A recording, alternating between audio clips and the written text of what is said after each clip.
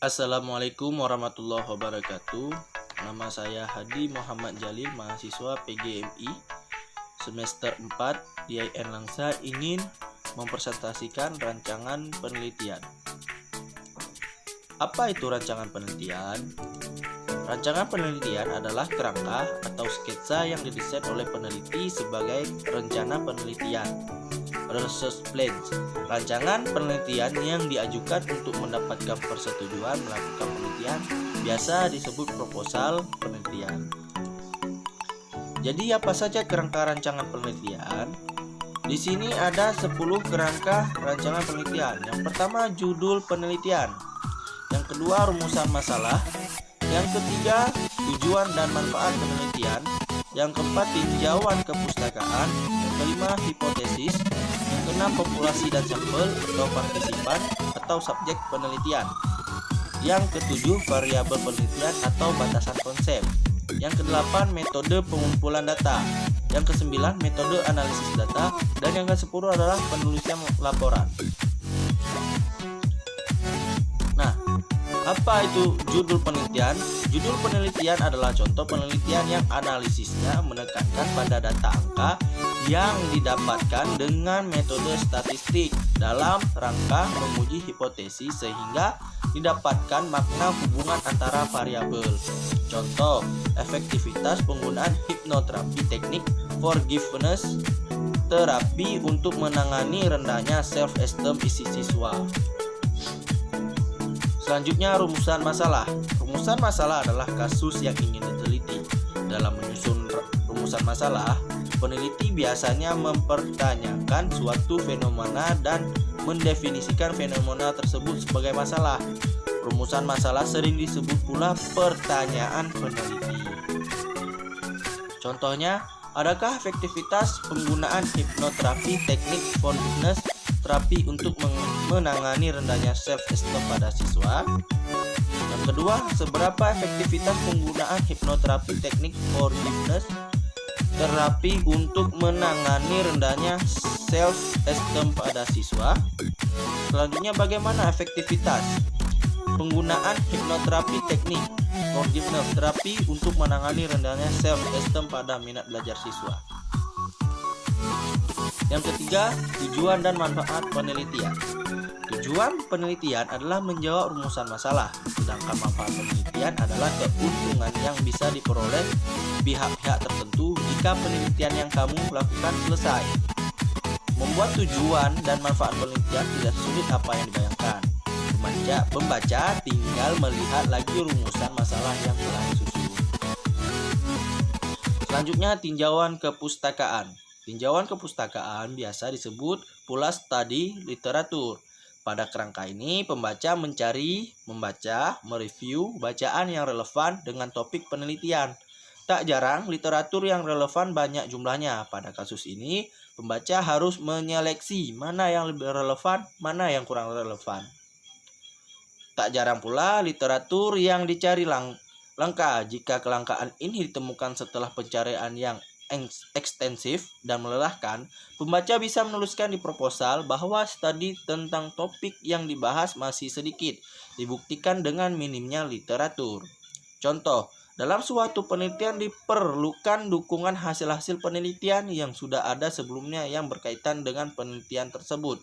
Dari penelitian Edi Rifai tahun 1995 telah banyak ditemukan sistem personalisasi di lembaga pemasyarakatan di Indonesia. Karena pada umumnya sistem pemasyarakatan di Indonesia baru saja tahap merubah namanya dari sistem kepenjaraan menjadi sistem pemasyarakatan. Tetapi praktek pelaksanaannya masih berada pada sistem kepenjaraan yang disebabkan karena adanya keterbatasan seperti perundang-undangan, saran dan prasarana, dan lain-lain. Selanjutnya, hipotesis. Hipotesis diperlukan jika penelitian yang kamu lakukan menggunakan pendekatan kuantitatif. Hipotesis dirumuskan dari hubungan antara dua variabel atau lebih yang menjadi kesimpulan sementara dan perlu diuji. Beberapa beberapa peneliti lebih memilih untuk tidak menggunakan hipotesis karena dapat mengekang kebebasan peneliti di lapangan. Pihak ini jamak diambil oleh peneliti kualitatif yang suka meninggalkan koper teorinya sebelum turun ke lapangan. Selanjutnya, populasi dan sampel. Bagian ini bisa disebut juga subjek penelitian atau partisipan. Peneliti perlu menjelaskan siapa saja partisipan dalam penelitian dan bagaimana cara mendapatkannya. Pada penelitian sosial, pembahasan mengenai etika boleh ditulis di bagian ini.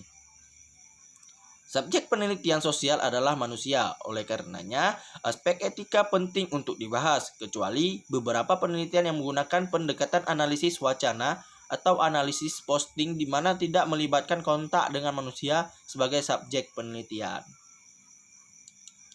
Selanjutnya, variabel penelitian.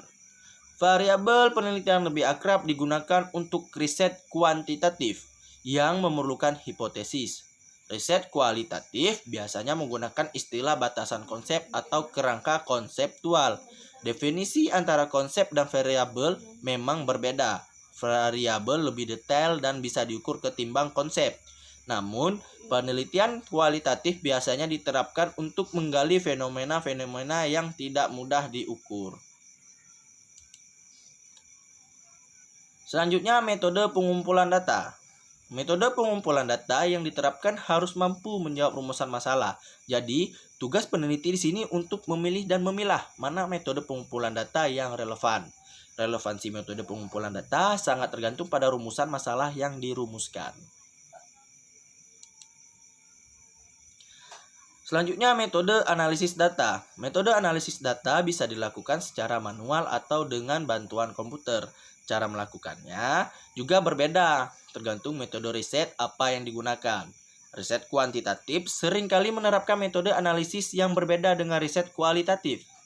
Perbedaan analisis data bisa dilihat dari perbedaan software yang digunakan jika analisis dilakukan dengan bantuan komputer. Selanjutnya, menulis laporan. Kerangka terakhir dari rancangan penelitian adalah menulis laporan. Penulisan laporan penelitian disesuaikan dengan penelitian apa yang dilakukan. Jika penelitian skripsi, maka penulis laporan harus sesuai dengan skripsi, bukan tesis atau lainnya. Format laporan penelitian pada prinsipnya sesuai dengan kerangka yang menjadi rancangan penelitian. Jadi, ketika pembaca sedang membuat rancangan penelitian, sebenarnya pembaca juga sedang menyusun kerangka laporan penelitian. Sekian dari saya akhiri. Assalamualaikum warahmatullahi wabarakatuh.